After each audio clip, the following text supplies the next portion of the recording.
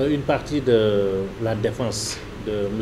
Khalifa Ababacar Sall a rencontré la presse nationale et internationale pour l'entretenir notamment de l'état d'avancement du dossier. C'est une sorte de bilan d'étape que nous faisons régulièrement parce que beaucoup de choses se disent dans ce dossier. Malheureusement, des choses fausses, il y en a. On est dans un pays particulier, au Sénégal notamment, où les gens ont le défaut de parler avec assurance, certitude, de choses qu'ils ignorent totalement. Souvent, on a des lieux communs qu'on peut tolérer, hein, puisqu'il y a une certaine dose de passion qui accompagne ce genre de déclaration. Mais quand on est quand même dans une affaire judiciaire, je pense que la plus grande prudence est nécessaire. Surtout quand on est dans ce genre d'affaires, où, nonobstant les présupposés des poursuites, il y a une réalité qui veut que, à mi-chemin des poursuites, la personne qui faisait l'objet de ces poursuites change de statut. Au début, c'était le maire de Dakar en exercice qui était poursuivi et du fait de ces poursuites, qui est mis en détention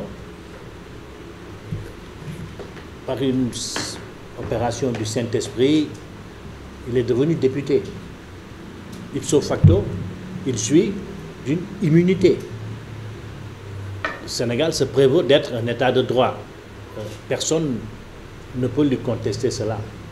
Parce que si vous connaissez l'histoire protéiforme de notre pays, ce n'est pas pour rien que le Sénégal a une vocation pionnière en matière de droit, de liberté, de justice.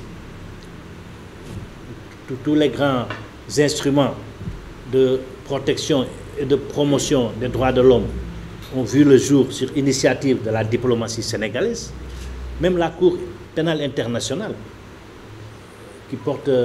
dont le texte fondateur s'appelle Statut de Rome, peu de Sénégalais le savent, mais le Statut de Rome aurait dû s'appeler Statut de Dakar. Mais que retenir de ce bilan à mi-étape? Oui, ce bilan à mi-étape, c'est que je vous faisais un petit historique pour vous dire que le Sénégal ne peut pas, sur le plan du droit en tout cas, vivre ce stade. Parce que c'est un stade où les droits de Khalifa Sall sont totalement déniés.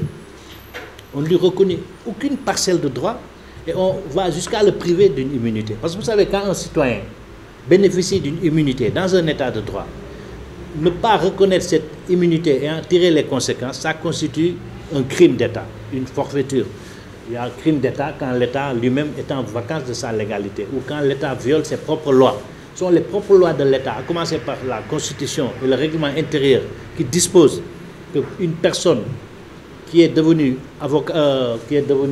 député au moment où des poursuites étaient déjà intentées, mais bénéficie d'une suspension de ces poursuites le temps qu'il exerce paisiblement son mandat.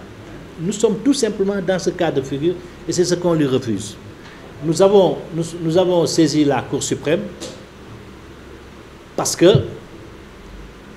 d'abord l'annulation de la procédure a été demandée, la chambre d'accusation n'a pas voulu statuer, il y avait cette exception d'inconstitutionnalité aussi qui devait annuler toute la procédure parce qu'on a démontré par A et par B qu'en se rendant dans les locaux de la mairie, l'IGE a violé gravement la loi et n'avait pas à le faire et que cela, du coup, annulait son rapport et tout ce qui s'ensuit, toutes les poursuites subséquentes. Et c'est sur ce point important que la Cour suprême n'a pas voulu nous répondre en nous disant que vous n'avez pas payé la consignation.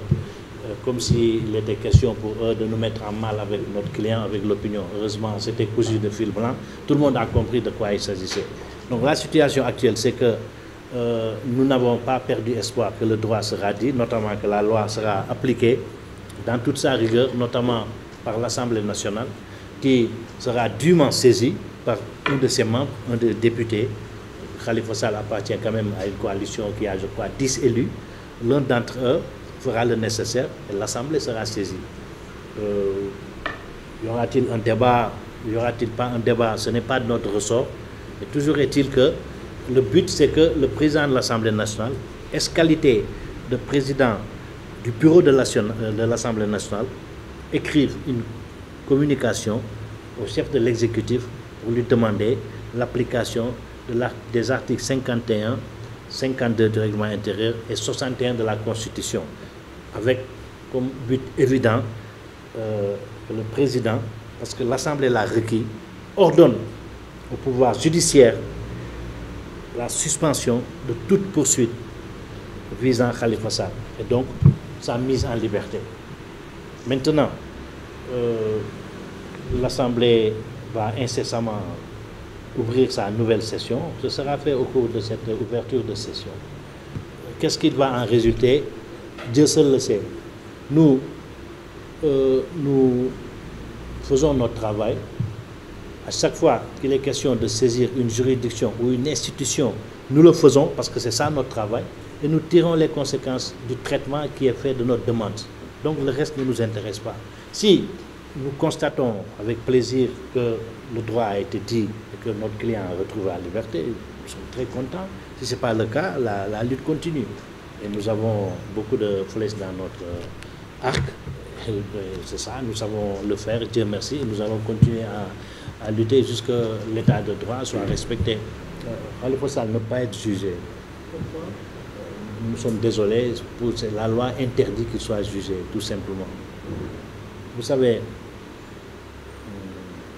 on gagnerait tous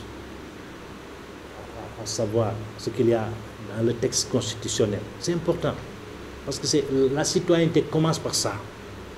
Vous savez, l'état d'avancement ou de recul d'un peuple s'apprécie uniquement à l'aune du degré de connaissance des citoyens, de leurs droits. Et ça, on n'a pas besoin d'aller étudier le droit loin, je vous rassure, hein, on n'est pas allé étudier le droit en Chine comme d'autres ont laissé suggérer, c'est pas vrai, on a fait notre droit ici au Sénégal. Et nous pensons que tout ça c'est du français, c'est un français facile, tout est dans la Constitution. Et si vraiment, je pense que c'est un minimum, si les citoyens connaissent le contenu de cette Constitution, vraiment, quand vous dites que Khalifa Sall ne peut pas être jugé, personne ne va s'offusquer, parce que c'est dans le cadre de la normalité. Nous ne sommes pas entre extraterrestres, non, c'est des hommes qui constatent tout simplement ce qui peut être fait et ce qui ne peut pas être fait. Juger Khalifa Sall, c'est commettre la plus grande forfaiture de l'histoire politique et judiciaire de ce pays. On ne peut pas le juger.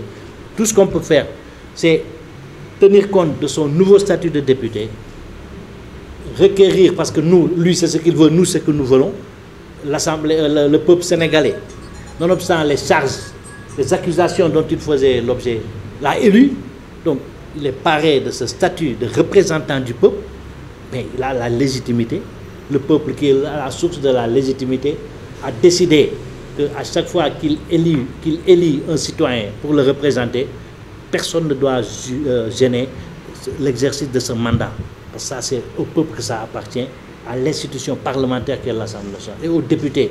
Non, on ne pense plus aux députés verts ou marrons, non, mais aux députés, aux Sénégalais, qui est né ici au Sénégal, qui a été élu par les Sénégalais pour les représenter. Dès l'instant qu'il est député, parce qu'on n'est pas dans le cas de figure de l'immunité parlementaire, on est dans le cas de figure de l'inviolabilité parlementaire. L'immunité vise le député qui est déjà député. L'inviolabilité vise le mandat. Vous n'étiez pas député, vous l'êtes, donc vous bénéficiez de l'inviolabilité. Un troisième principe s'appelle l'irresponsabilité. L'irresponsabilité, c'est vous avez été député ou vous l'êtes toujours. Ce que vous dites dans le cadre de l'hémicycle n'engage que vous et personne ne pourra vous poursuivre un jour parce que vous avez dit telle ou telle chose dans l'hémicycle. C'est comme moi, avocat, personne ne pourra me poursuivre un jour parce que dans le prétoire, j'ai dit telle et telle chose. Ça, c'est l'irresponsabilité. Et dans un état de droit, on ne peut pas violer l'immunité ou l'inviolabilité ou l'irresponsabilité. Si vous le faites, vous devenez un criminel. Donc, juger Khalifa Sall, c'est commettre un crime.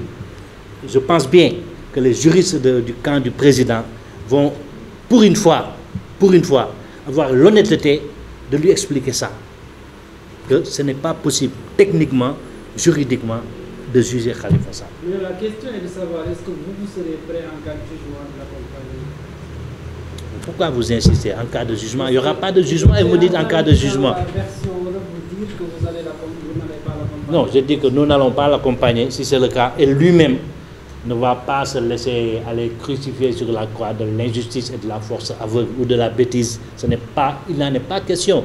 Il a le droit de rester en prison si on veut le garder en prison. Mais Khalifa, je pense à assez de respect pour la loi de son pays pour aller comparaître. Parce que ce procès-là ne peut pas avoir lieu. Ce n'est tout simplement pas possible. C'est comme si vous preniez, je ne sais pas, un mineur, on laisse la juridiction des mineurs et on va le juger devant la chambre criminelle alors qu'il a une juridiction qui peut le juger. C'est comme si vous prenez, je ne sais pas, un employeur parce qu'il a refusé de renouveler le contrat de stage d'un apprenti et vous allez l'amener devant la haute cour de justice. Ça n'a pas de sens. Pas de sens. C'est pas possible. Tu es au courant de ma nomination? Non. C'est sur leral.net. yëg nga sama nomination? Déedéet. ñu ngi ci leral.net.